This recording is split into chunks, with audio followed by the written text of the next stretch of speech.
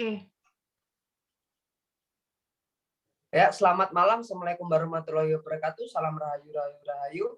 Perkenalkan kami dari kelompok 6 DG1. Di pertemuan kali ini di etika dalam bisnis.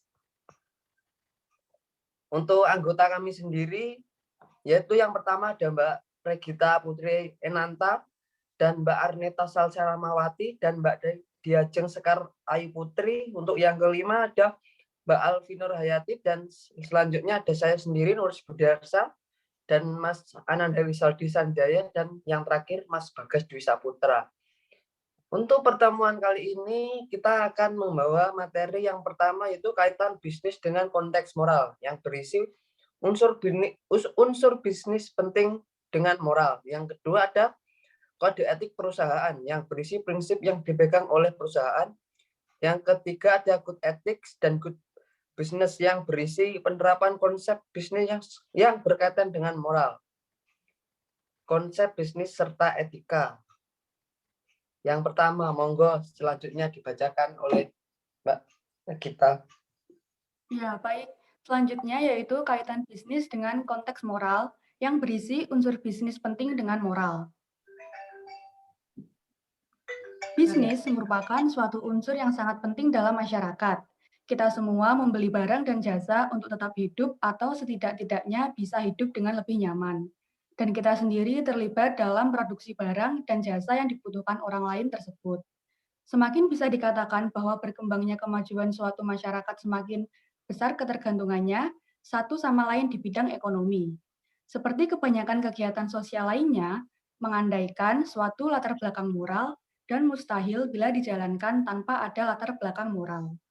Jika setiap orang yang terlibat dalam bisnis pembeli, penjual, produsen, manajer, karyawan, dan konsumen bertindak secara immoral atau bahkan amoral, yakni tanpa memperdulikan apakah tindakannya bermoral atau tidak, maka bisnis akan segera terhenti.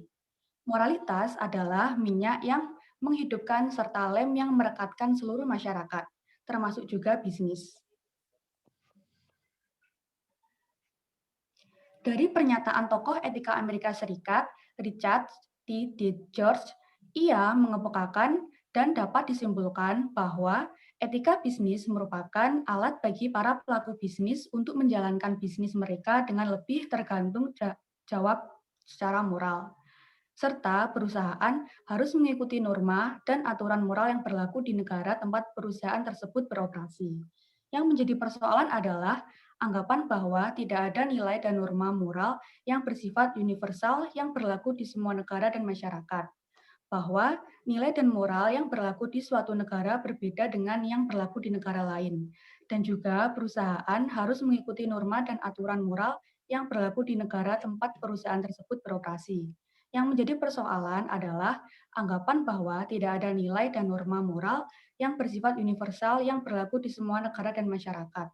Bahwa nilai dan moral yang berlaku di suatu negara berbeda dengan negara lain.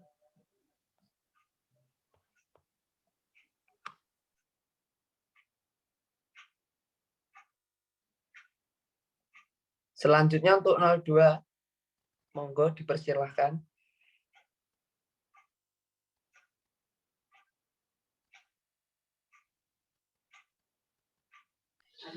Ya, selanjutnya yang kedua ada kode etik perusahaan, yaitu berisi prinsip yang dipegang oleh perusahaan.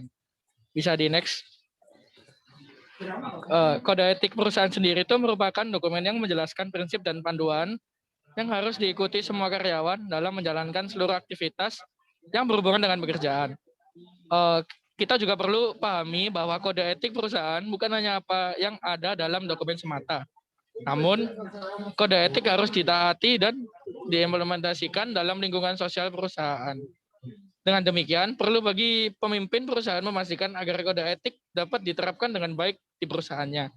Tujuan dari adanya kode etik yaitu sebagai landasan etis dalam pengambilan keputusan dan bertindak di suatu perusahaan, yang mungkin dapat membedakannya dari perusahaan lain.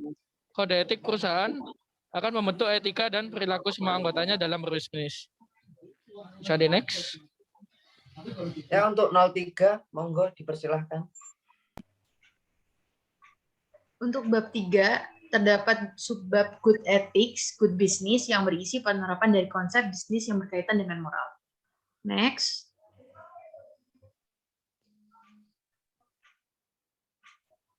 Bisnis yang semakin lama semakin berkembang juga menyebabkan persaingan bisnis yang semakin ketat, yang menyebabkan para pelaku bisnis berusaha mengikuti laju praktik bisnis antara pesaing yang melakukan juga berbagai upaya untuk mencapai pencapaian tertinggi dalam pasar, dan menggunakan jalan yang singkat untuk mendapatkan suatu keuntungan dengan mengabaikan tanggung jawab sosial dan etika bisnis, seperti merusak ekosistem, korupsi, dan merampas hak-hak manusia.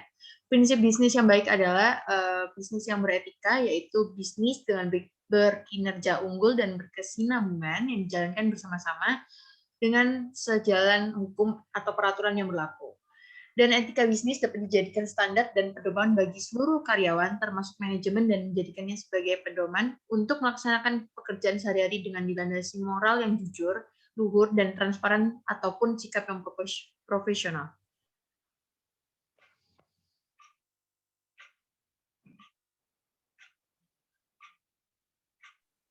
Lalu di sini ada prinsip dalam penerapan etika bisnis.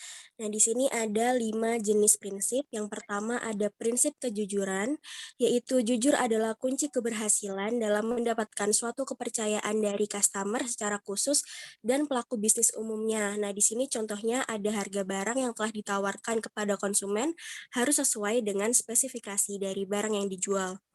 Lalu yang kedua ada prinsip otonomi, yaitu kemampuan yang dimiliki pelaku bisnis untuk mengambil tindakan dan keputusan yang berdasarkan kesadarannya sendiri mengenai yang dianggapnya baik yang tidak bisa dilakukan. Contohnya tidak terburu-buru dalam mengambil keputusan dan selalu mempunyai pikiran ke depan.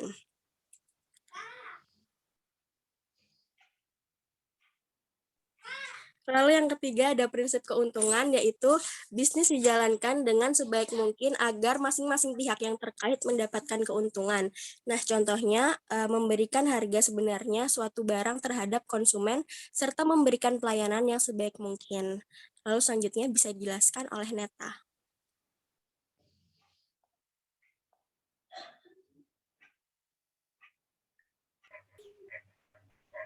Selanjutnya yaitu ada prinsip keadilan. Pelaku bisnis haruslah diperlakukan secara adil dan disesuaikan dengan kriteria yang rasional, guna bertujuan untuk menjauhkan kerugian terhadap salah satu pihak. Contohnya yaitu tidak membanting harga yang terlalu jauh, guna mematikan bisnis dari orang lain. Lalu, yang terakhir yaitu prinsip integritas moral. Setiap pelaku bisnis diharuskan mempertahankan nama baik perusahaannya, mau bagaimanapun, di mana guna mempertahankan kepercayaan konsumen atau pihak. Contohnya yaitu tidak berbuat curang.